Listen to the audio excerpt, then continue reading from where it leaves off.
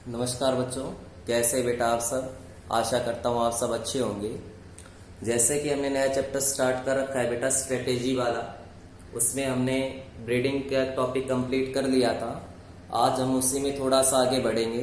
तो आज का जो हमारा टॉपिक रहेगा उसमें स्टार्टिंग में जैसे ही हमारा आउट ब्रीडिंग खत्म हुआ था बेटा, तो उसमें लास्ट में हमने पढ़ा था inter specific hybridisation.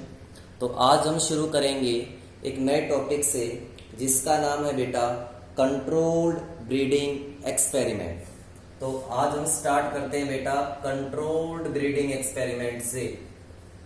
Controlled breeding experiment बड़ा आसान सा टॉपिक है, आप इसे ध्यान से देखेंगे समझेंगे क्या है ये कंट्रोल्ड ब्रीडिंग एक्सपेरिमेंट। सबसे पहले आप यहाँ पर शब्द के आधार पर समझिए। कंट्रोल्ड का मतलब है कि हम अपने आधार पर ब्रीडिंग करवाना चाह रहे हैं, हम चाहते हैं उस पर्टिकुलर मेल पार्टनर को हम चूज करेंगे। यहाँ पर क्या होता है बेटा, जो मेल होता है उसे हम खुद चूज करते हैं। अगर मान लो वो मेल अच्छी वैरायटी का है और हमारे आसपास अवेलेबल नहीं है, तो बेटा हम क्या करते हैं, हम उसका सीमन अवेलेबल करवा लेते हैं। क्या अवेलेबल करवा लेते हैं बेटा, सीमन। जैसे कि आपने थर्ड चैप्टर में पढ़ा था, सीमन के अंदर स्पर्म प्लस फ्लूइड होता है, तो हमें तो फर्टिलाइजेशन के लिए बेटा स्पर्म चाहिए। क्या चाहिए, स्पर्म चाहिए। तो हम उस मेल पार्टनर का सीमन अवेलेबल करवाएंगे। इसमें हम क्या करते हैं बेटा, इस कंट्रोल्ड ब्रीडिंग एक्सपेरिमेंट को करने के लिए हमारे पास जो प्रोसेस है उस प्रोसेस का नाम है आर्टिफिशियल इंसेमिनेशन। उस प्रोसेस का नाम है बेटा आर्टिफिशियल इंसेमिनेशन। इस प्रोसेस के अंदर हम करते क्या है कि हम एक मेल पार्टनर को चूज करेंगे, ठीक है। अगर वो मेल पार्टनर हमारे पास आसपास अवेलेबल नहीं है, किसी दूसरे स्टेट का है, तो वहां से हम उसका सीमन यूज में ले सकते हैं। कैसे यूज में लेंगे, वहां से उस मेल पार्टनर का सीमन ले लिया जाएगा, उसे फ्रोजन किया जाएगा और फिर उसको दूरी तक, डिस्टेंस तक आसानी से भेज दिया जाएगा। कई बार केस क्या होता है कि सीमन को डायरेक्ट कलेक्ट करता है डॉक्टर, और फिर वेटनरी डॉक्टर फीमेल के रिप्रोडक्टिव ट्रैक्ट में उस सीमन को डायरेक्ट छोड़ देता है। यहां पर नेचुरल मेटिंग नहीं होती। नेचुरल मेटिंग में कई बार क्या होता है कि कंडीशंस है वो प्रॉपर नहीं हो पाती, लेकिन यहां पर जब हीट पीरियड आएगा उस फीमेल के अंदर, तो नॉर्मली क्या करेंगे, मेल का सीमन या तो इमीडिएटली अगर वहां पर अवेलेबल है, या फिर उस फ्रोजन स्टेट में जो हमें वेटनरी का डॉक्टर प्रोवाइड करवाएगा आपके हाउस तक। वेटनरी का डॉक्टर उस ट्यूब के अंदर सीमन रखता है, आप देखा भी होगा छोटे छोटे बॉक्स होते हैं, उसमें तापमान कम रहता है, और फिर उस ट्यूब को निकालता है, पर्टिकुलर टाइप के सीमन को निकालता है ट्यूब में, उसको थोड़े समय तक रूम टेम्परेचर तक लाता है, और फिर एक बड़े इंजेक्शन के माध्यम से उसे डायरेक्ट फीमेल के अंदर रिप्रोडक्टिव हिस्से में छोड़ देता है। तो ये एक आर्टिफिशियल इंसेमिनेशन तरीका है। इसे कंट्रोल्ड इसलिए कहा गया है क्योंकि इसमें जो हम सेक्सुअल रिप्रोडक्शन करवा रहे हैं उसमें मेल जो हम चूज करेंगे वो हमारी डिजायर का चूज करेंगे, जो हम चाहते हैं केवल उसी मेल का चयन हम यहाँ पर करेंगे। तो दैट इज बेटा आर्टिफिशियल इंसेमिनेशन।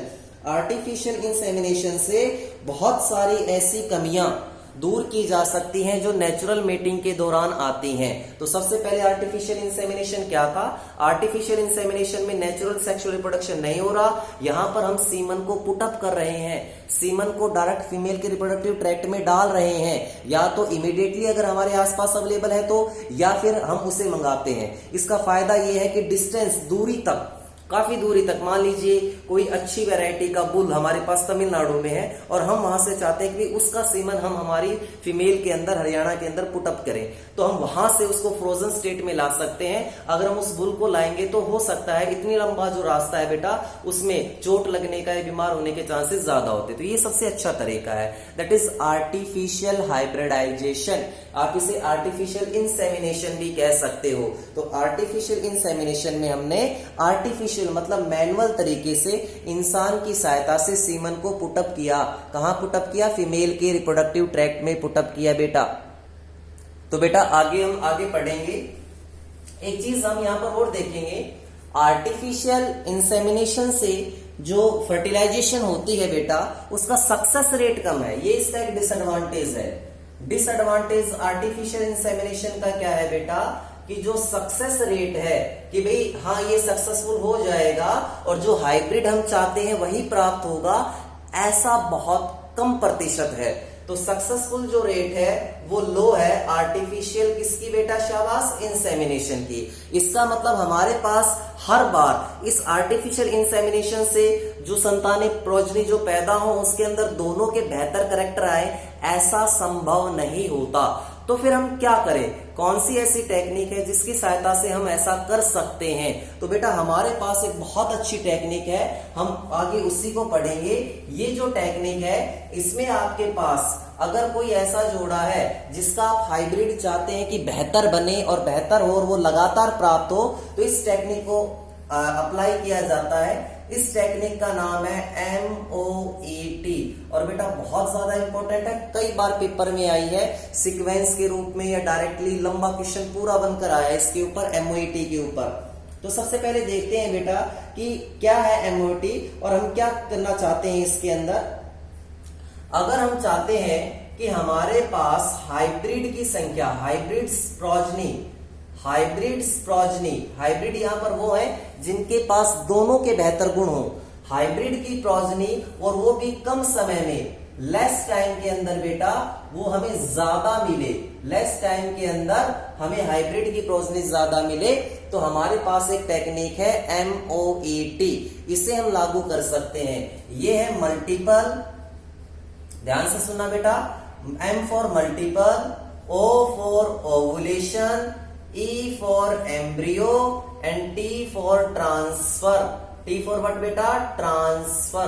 तो multiple ovulation embryo transfer technology, MOET, multiple ovulation embryo transfer technology. This is important, जैसा इसका नाम है उसी तरीके से बेटा ये टेक्निक बड़ी आसानी से याद भी हो जाती है। मल्टीपल ओवुलेशन, यहां पर सीधा सा आ रहा है कि जो ओवुलेशन है, जो एग बनेगा उसका नंबर ज्यादा होगा, और फिर हम क्या करेंगे, एम्ब्रियो को ट्रांसफर करेंगे। किसको ट्रांसफर करेंगे, एम्ब्रियो को। तो अब देखिए बेटा इस टेक्निक के अंदर हम क्या करते हैं। ये टेक्निक सबसे ज्यादा शुरुआत में अप्लाई की गई जापान के अंदर, जहां पर कम समय में बेहतर हाइब्रिड की संख्या बढ़ाई गई, बेहतर हाइब्रिड की संख्या बढ़ाई गई। अब देखिए कैसे क्या होता है इस टेक्निक के अंदर। उससे पहले एक छोटा सा बेसिक जानिए भाई। हमारे पास मान लीजिए हमारे पास बुफेलो और मेल बुफेलो को ही बुफेलो कहते हैं बेटा, ये हमारे पास अच्छी वैरायटी की है। इन दोनों के क्रॉस से हमें एक प्रोजनी प्राप्त होती है। प्रोजनी कितनी प्राप्त हो सकती है, एक, या मैक्सिमम कितनी बेटा, दो। एक या मैक्सिमम कितनी, दो नहीं, ज्यादातर कितनी होती है, एक। अच्छा अगली चीज, ये जो टाइम पीरियड है कि भाई फीमेल के अंदर फर्टिलाइजेशन होगा, फिर इम्प्लांटेशन होगा, फिर वो पूरा एम्ब्रियो वहां पर विकसित होगा, सेम ह्यूमन जैसा कंप्लीट प्रोसेस चलता है। तो ये जो समय है ये लगभग अगर हम बात करें इसका 7 से 10 महीने का माना गया, 7 to 10 मंथ। ठीक है, अब 7 से 10 महीने के समय में हमें कितनी प्रोजनी प्राप्त हो रही है, एक। ये हमारा जो मेथड नेचुरली चलता है वो हम देख रहे हैं। अब है क्या इसके पीछे लॉजिक, देखिए अब उसमें क्या टेक्निक में अप्लाई होता है, ध्यान से समझिए। कि भाई हमने पढ़ा था ह्यूमन रिप्रोडक्शन के अंदर कि ओवरी के अंदर फॉलिकल के डेवलपमेंट के लिए, ध्यान से सुनेंगे, ओवरी के अंदर फॉलिकल के डेवलपमेंट के लिए जो हार्मोन रिस्पॉन्सिबल होता है वो कौन सा होता है, FSH, फॉलिकल स्टिमुलेटिंग हार्मोन, जो फीमेल के अंदर नेचुरली बनता है। तो ओवरी में फॉलिकल का डेवलपमेंट, मतलब वही फॉलिकल जिसके अंदर प्राइमरी oocyte है, आगे जाकर एग के रूप में विकसित होगा। तो फॉलिकल का डेवलपमेंट किससे हो रहा है, FSH से। किससे बेटा, FSH से। तो अब हम क्या करते हैं, मॉइट के अंदर हम एक सुपीरियर फीमेल चुनेंगे बेटा। सुपीरियर फीमेल हमने चुन ली। उस सुपीरियर फीमेल को हमने सबसे पहले क्या किया, उसको हमने बाहर से FSH जैसी एक्टिविटी वाला, FSH लाइक एक्टिविटी, इस जैसी फॉलिकल स्टिमुलेटिंग हार्मोन जैसी एक्टिविटी रखने वाले हार्मोन का इंजेक्शन लगाया, हार्मोन को इंजेक्ट किया। बेटा हम और आप नहीं कर सकते, इसकी अमाउंट कितनी होगी ये सब एक टेक्निकल है, ठीक है, कितना अमाउंट होगा बस हमें यहां पर समझना है। बेसिक क्या है कि हमने उस सुपीरियर फीमेल के अंदर FSH हार्मोन जैसी एक्टिविटी रखने वाले, ठीक है, पर्टिकुलर केमिकल सब्सटेंस को उसके अंदर डाल दिया। अब नॉर्मली कि उसके अंदर FSH है, हमने बाहर से भी FSH डाला है। अब FSH का अमाउंट हो गया बेटा ज्यादा, FSH का अमाउंट क्या हो गया, लार्ज। FSH का अमाउंट लार्ज होने के कारण जहां पहले एक या दो फॉलिकल डेवलप होते थे, अब यहां पर फॉलिकल का डेवलपमेंट बढ़ जाएगा, फॉलिकल डेवलपमेंट इंक्रीज हो जाएगा, और जहां 1 से 2 एग बनने थे वहां यहां पर 6 to 8 एग का फॉर्मेशन होगा। कितना बेटा, 6 से 8 एग का फॉर्मेशन होगा। पहले कितना हो रहा था, 1 से 2। कारण क्या है, FSH लगा दिया है बाहर से, तो क्या हो गया, मल्टीपल ओवुलेशन हो गया। ओवुलेशन मतलब एग का रिलीज ज्यादा हो गया, मल्टीपल ओवुलेशन हो गया बेटा।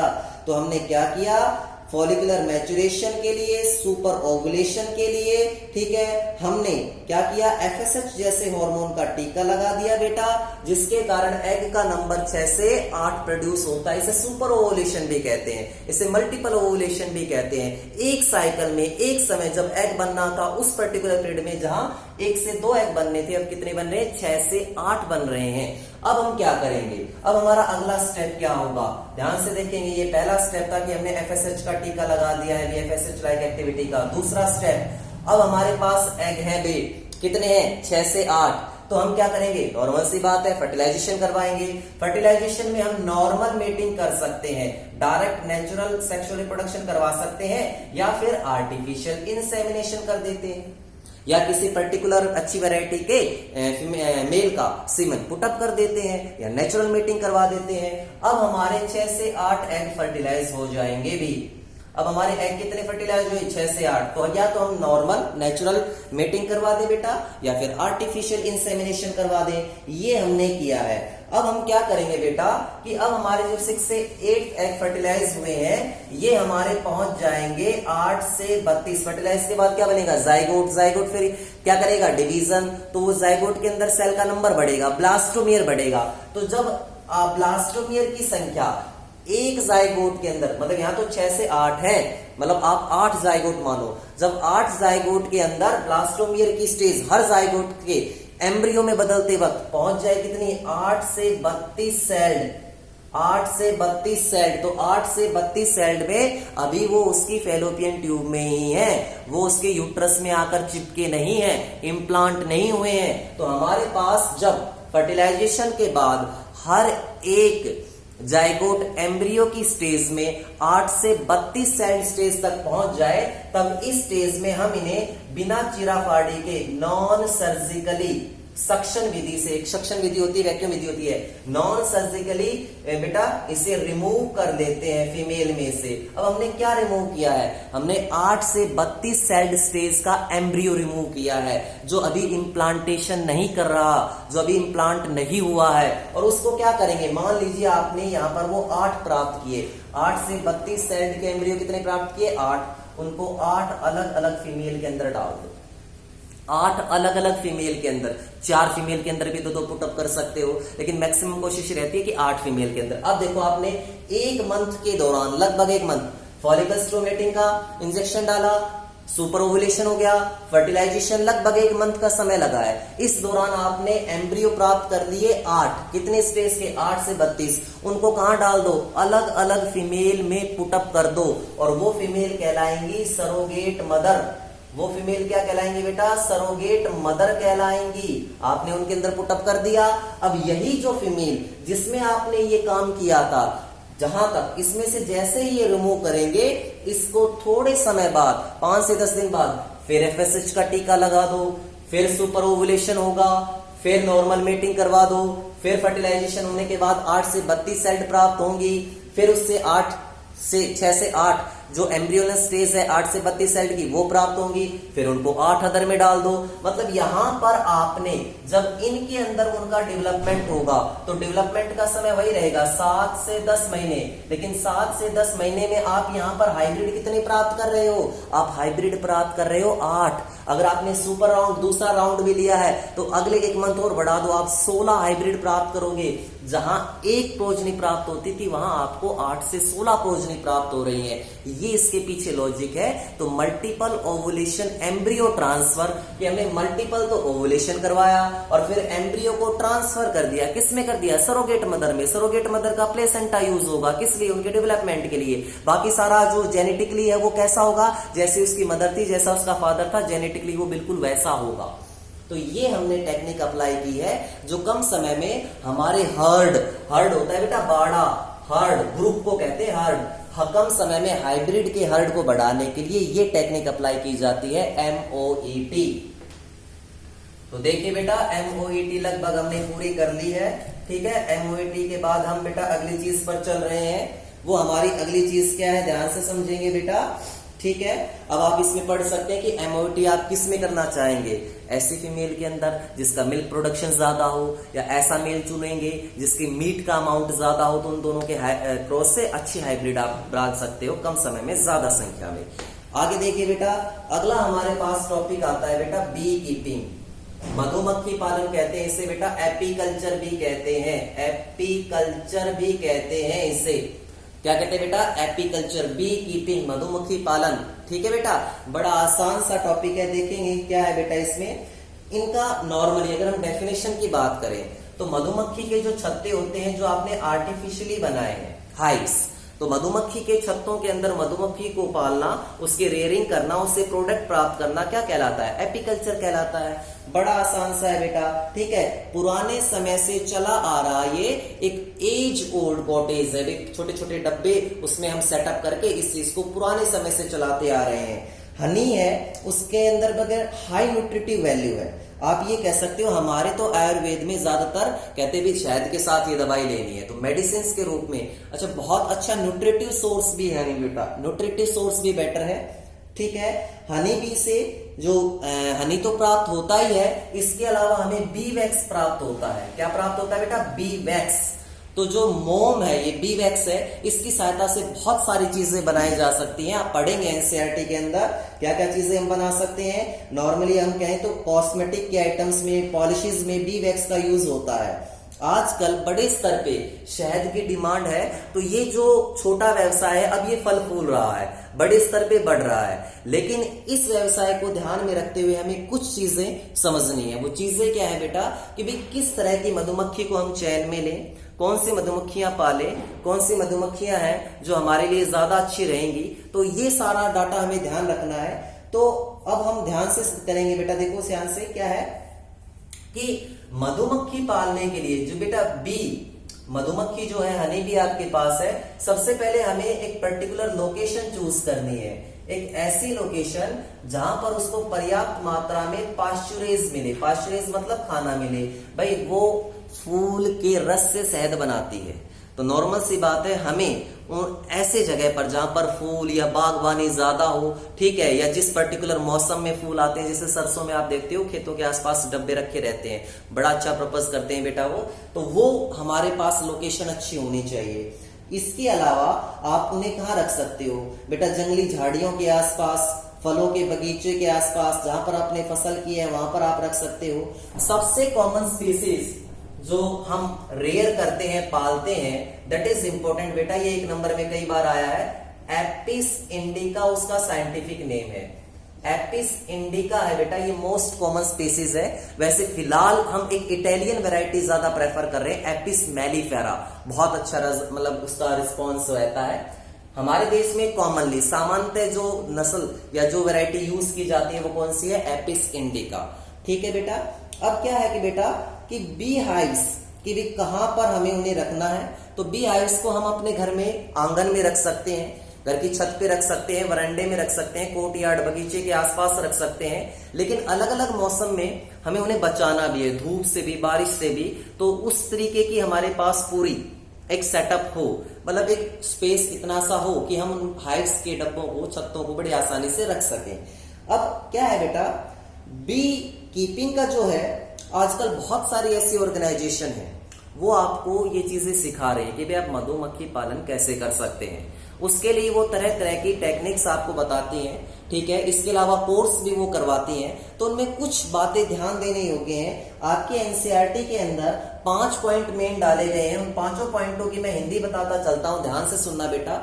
सबसे पहला पॉइंट जो है वो आपका क्या है बेटा, कि आपको मधुमक्खी की प्रकृति और उसकी आदत का नेचर और उसकी हैबिट, भाई किस तरह की हैबिट है उसका, किस तरह की उसकी प्रकृति है, व्यवहार है, उसकी नॉलेज होना चाहिए। भाई जब किसी का व्यवहार आप नहीं जान पाओगे तो आप उससे एक प्रकार से इंटरेक्शन नहीं कर सकते, पता नहीं कैसा है, अच्छा बोलेगा बुरा बोलेगा। तो इंटरेक्शन ज्यादा जरूरी, तो नॉलेज, नेचर एंड हैबिट। दूसरा पॉइंट ये है बेटा कि हम जो बी हाइव्स रखेंगे या मधुमक्खी के जो छोटे छोटे बॉक्स रखेंगे, उनके लिए हमारे पास प्रॉपर लोकेशन या प्लेस होनी चाहिए, वो सुटेबल, अच्छी होनी चाहिए, कंडीशन पूरी करती हो। तीसरा क्या है कि भी जो मधुमक्खियों का झुंड होता है उसे हम कहते हैं स्वार्म। क्या कहते हैं बेटा? स्वार्म कहते हैं। तो मधुमक्खियों के झुंड को छोड़ना, इसके साथ साथ उन्हें वापस आना उसी स्थान पर, इनके लिए भी कुछ टेक्निक सिखाई जाती है। किस तरीके से मधुमक्खी के झुंडों को छोड़ा जाएगा ताकि वो शहद इकट्ठा करके लाए, कैसे उन्हें वापस पकड़ा जाएगा, इनके लिए भी आपको नॉलेज दी जाती है, वो भी आपको आना चाहिए, वहां पे सिखाते हैं। इसके अलावा अलग अलग सीजन में आपके बी हाइव्स की मैनेजमेंट अलग अलग होनी चाहिए, बेहतर होनी चाहिए। बेटा जो कलेक्शन कर रहा है, हैंडलिंग कर रहा है हनी और बी वैक्स का, वो भी प्रॉपर होना चाहिए। सबसे मेन पॉइंट क्या है भाई, मधुमक्खी है बेटा, वो पॉलिनेशन का काम कर रही है, मतलब ट्रांसफर ऑफ पॉलन ग्रेन कर रही है। पॉलन ग्रेन करेगी तो फर्टिलाइजेशन होगा। इसका मतलब क्रॉस पॉलिनेशन के लिए बी जो है वो बहुत बेहतर सोर्स है। इसका मतलब कि आप ये भी कह सकते हो कि मधुमक्खियां ना हो तो बहुत सारे पौधों के अंदर फर्टिलाइजेशन का प्रोसेस ना हो। तो अगर खेत के आसपास बी हाइव वगैरह रखे हुए हैं तो ऐसा नहीं कि फल का रस चूस लेगा तो फल सूख जाए, कुछ नहीं बना, वो पॉलिनेशन करवा रही है। और वो पॉलिनेशन आपके ये लगा लिए फर्टिलाइजेशन ज्यादा करवाएगा और फिर आपके सीड का नंबर और फ्रूट का नंबर भी बढ़ेगा। तो बी एक बेटर पॉलिनेटिंग एजेंट का भी काम कर रही है, बेटर पॉलिनेटिंग एजेंट का भी काम कर रही है। तो यदि हम बी हाइव्स को रखते हैं फ्लावरिंग पीरियड के दौरान तो हमारी पॉलिनेशन एफिशिएंसी बढ़ेगी, हमारी फसल की पैदावार बढ़ेगी। इससे दोनों को फायदा है। इससे पैदावार के साथ साथ शहद की मात्रा भी बढ़ेगी, तो शहद की भी मात्रा बढ़ेगी और इसके साथ साथ आपका ये लगा लो क्रॉप की यील्ड भी बढ़ेगी। तो ये हमारे बी हाइव के अंदर हमें पढ़ना है, छोटे छोटे पॉइंट से बनाकर बेटा। अब हम अगली चीज के अंदर चलेंगे। अगला जो हमारा टॉपिक है वो हमारा टॉपिक है बेटा फिशरीज, ठीक है। अभी तक हम जो पढ़ रहे हैं बेटा उसमें हम एनिमल हस्बेंड्री के बारे में ही टोटल पढ़ रहे हैं। अगला टॉपिक हमारा आता है बेटा, शाबाश, कौन सा आता है? फिशरीज। तो फिशरी के सीधा सा है मछली पालन। फिशरी क्या है बेटा? मछली पालन है फिशरी। तो क्या है फिशरीज के अंदर, ध्यान से समझेंगे भी। फिशरीज का सीधा सा मतलब है कि या तो आप पालो या आप पकड़कर डायरेक्ट बेचो, ये आपके पास फिशरीज के अंदर आता है। इसमें आप मछली भी हो सकती है, आपकी शेलफिश जो मोलस्क है वो भी आ सकता है, इसके साथ साथ आपके एक्वेटिक एनिमल्स दूसरे भी आ सकते हैं। एक बहुत बड़ी पॉपुलेशन हमारे जो देश की है बेटा, जो तटीय इलाके हैं, समुद्र के आसपास के जो राज्य है, जैसे पश्चिम बंगाल है, तमिलनाडु है, केरला है, कर्नाटक है, तो वो ज्यादातर फिश पर एज ए फूड सोर्स के रूप में डिपेंड है, क्योंकि वो समुद्र के आसपास है। और ज्यादातर जो किसान है वहां पर बेटा मछली पालन करते हैं, उनके लिए तो आप ये कह सकते हो वही रोजी रोटी है। तो मछली पालन एक बहुत बड़ा व्यवसाय है। या तो वो अपने आसपास झीलों में मछली पालन करते हैं या फिर वो समुद्रों से मछली पकड़कर लाते हैं और फिर उसे बेचते हैं। तो ये एक प्रकार से आप ये कह सकते हो, हम ये कह सकते हैं एक प्रकार से लघु उद्योग है जो अभी बड़ा रूप ले रहा है। इसके अलावा मछली के अलावा हमारे पास दूसरे और भी जानवर हैं, जैसे आपका झींगा मछली है, प्रॉन बेटा, क्रस्टेशियन के अंदर आपका क्रैब आ जाता है, ठीक है बेटा, मॉलस्क के अंदर आपका सेलफिश आ जाता है। इसके अलावा आपका ऑयस्टर आ जाता है, पर्ल ऑयस्टर बेटा जो मोती बनाता है, ठीक है। तो ये आपके कुछ और भी ऐसे एक्वेटिक एनिमल्स हैं जिन्हें हम पालते हैं, फिशरीज के अंदर हम इन्हें इंक्लूड करते हैं बेटा। अब हम क्या पढ़ना है? अब हमें पढ़ना है कुछ fresh water fish, fresh water जहां पर पानी के अंदर नमक की मात्रा कम होती है, और कुछ मैराइन वाटर फिश, कुछ खारे पानी की मछलियां, ठीक है। और दोनों के हमें एग्जाम्पल याद करने हैं जो पेपर के लिए इंपॉर्टेंट है। जैसे फ्रेश वाटर फिश के अंदर जब आप एनसीईआरटी से पढ़ोगे तो कैटला, बेटा लेबियोरोहिटा, ये कुछ ऐसी मछलियां हैं जो आपके आसपास साफ पानी में पाई जाती हैं और जो साफ पानी में, मतलब ये कह सकते फ्रेश वाटर में, जहां पर नमक की मात्रा 5% से कम होती है आपके झोड़ में, तालाब में, और फिर आप उसे एज ए फूड सोर्स के रूप में यूज कर सकते हो। ठीक है बेटा, इसके अलावा अगर हम बात करें मैराइन फिश के अंदर जो खाई जाती हैं, हिल्सा है बेटा, सार्डाइन है, मैक्रेल है, पॉम्प्रेट है, ये 3 से 4 नाम है। आप इसको एग्जांपल के रूप में अंडरलाइन कर लें कि भाई कौन सी फ्रेश वाटर, कौन सी मैराइन फिश है जो as a food source use की जाती है बेटा। ठीक है, फिर मैंने क्या बताया कि भारत की अर्थव्यवस्था में फिशरीज का एक बहुत बड़ा इंपॉर्टेंट रोल है, भारत की अर्थव्यवस्था में। ठीक है बेटा, बहुत बड़ा हिस्सा एक जनसंख्या का मछली पालन करता है और बहुत से किसानों के लिए तो बेटा यही व्यवसाय है। ठीक है, इसके साथ साथ हम एक चीज और है कि फिशरी के अंदर आजकल हम एक्वाकल्चर और ये 2 शब्द और देखते हैं बेटा, एक है एक्वाकल्चर और एक है पीसी कल्चर। अब मैं दोनों में डिफरेंस बताता हूं। पीसी कल्चर के अंदर केवल मछली पालन होगा, पीसी कल्चर में केवल फिश, ठीक है, रेयरिंग, कैचिंग, सेलिंग।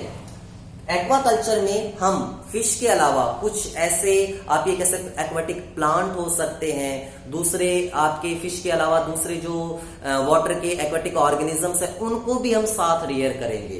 तो पीसी कल्चर और एक्वाकल्चर ये जो 2 ब्रांच है बेटा, ये भी क्या कहते हैं कि आप ये कह सकते हो हम फिशरीज के अंदर ही परफॉर्म करते हैं। इसमें भी फ्रेश वाटर, मैराइन वाटर के ऑर्गेनिज्म को सम्मिलित किया जाता है। ठीक है बेटा, फिलहाल ये जो इंडस्ट्रीज है बहुत ज्यादा फल फूल रही है और किसानों के लिए अच्छी आय का एक स्रोत है। ठीक है बेटा, इसके अलावा हमारे देश के अंदर पहले इतने बड़े स्तर पे मछली पालन नहीं करते थे, अब मछली पालन में और उसके प्रोडक्शन में बहुत बढ़ोतरी हुई है। तो आप इसे ब्लू रिवोल्यूशन कह सकते हो, नीली क्रांति, ब्लू रिवोल्यूशन। जैसे ग्रीन रिवोल्यूशन पढ़ते थे ऐसे ब्लू रिवोल्यूशन भी पढ़ते हैं। क्या पढ़ते हैं बेटा? ब्लू रिवोल्यूशन भी पढ़ते हैं। तो अब हमने जो देखा बेटा वो क्या देखा कि हमने एनिमल जो हमारे पास हस्बेंड्री था वो टॉपिक लगभग हमने पूरा कर लिया। आज हमने आर्टिफिशियल इंसेमिनेशन, उसमें क्या क्या चीजें लागू होती है, इसके अलावा मॉइट, इसके अलावा बेटा हमारे पास बी कीपिंग, और इसके साथ साथ आज हमने क्या कंप्लीट किया है शाबाश, फिशरीज। हर एक जो टॉपिक आपका है आप उसे एनसीईआरटी से पढ़ें बेटा, एनसीईआरटी लाइन टू लाइन पढ़ें। कोई वर्ड आपको हार्ड लगता है तो डिक्शनरी से उसको देखें, उसकी हिंदी समझने की कोशिश करें, नहीं तो अपनी कॉपी में नोट डाउन कर लें, मुझे व्हाट्सअप कर दें या मुझसे कॉल करके पूछ लें। हमारा ये जो चैप्टर है ये हमारा यूटी के अंदर आएगा, लगभग 28 तक हम इसे कंप्लीट कर लेंगे बेटा बड़े आराम से। इसके साथ साथ एक 2-2 वीडियो डाल देंगे, मान लीजिए 2-2 वीडियो आप देख ले एक दिन में, ठीक है, तो प्रॉपर चैनलाइज सिस्टम हो जाएगा। इसके साथ साथ बेटा पीछे का रिवाइज करना ना भूले, असाइनमेंट डाला था, ह्यूमन रिप्रोडक्शन के एमसीक्यू डाल दिए थे, सॉल्व कर ले, एनसीईआरटी से टॉपिक पढ़ते वक्त सॉल्व कर ले, रिवाइज हो जाएगा, अच्छा रिजल्ट आएगा। मेहनत करनी है बेटा आपको, ठीक है, जो समय है इसका पूरा यूटिलाइजेशन करना है। लगभग हम इस समय तक हमारी ये लगा लो लगभग 2 यूनिट पूरी कर पाएंगे। जब 2 यूनिट हो गई तो हमें जून में उन्हीं 2 को रिवाइज करना है, जो वीडियो लेक्चर मिलते हैं उनको तो देखना ही है, प्लस एनसीईआरटी को बार बार पढ़ना है। जितना ज्यादा पढ़ेंगे उतना ही अच्छा रिजल्ट हमारा आएगा भी, ठीक है। फिलहाल कोई भी समस्या आपको लगती है या कोई भी समस्या है कि आपको टॉपिक समझ में नहीं आ रहा है बेटा, या कोई चीज समझ में नहीं आ रही है, ठीक है, या वीडियो से इशू कोई है तो आप मुझे संपर्क करें, मुझसे पूछ सकते हैं बेटा, ठीक है। इसके लिए आप कॉल कर सकते हैं। नोट्स बनाते रहे एनसीईआरटी से, वीडियो लेक्चर के माध्यम से। नोट्स में यही है बेटा, टॉपिक पढ़ा, जैसे हम बी कीपिंग पढ़ रहे तो बी कीपिंग की डेफिनेशन, कौन सी कॉमन वैरायटी है, कहाँ पर पाल सकते हैं, कहाँ पर रख सकते हैं, कौन सी नॉलेज हमें होनी चाहिए, ठीक है, बी से क्या क्या प्राप्त होता है। तो ये छोटे छोटे पॉइंट बन गए, इन्हीं को ही हम सिंपल फॉर्म में लिख लें और अपना टॉपिक तैयार कर लें, ठीक है बेटा। खुश रहें, स्वस्थ रहें।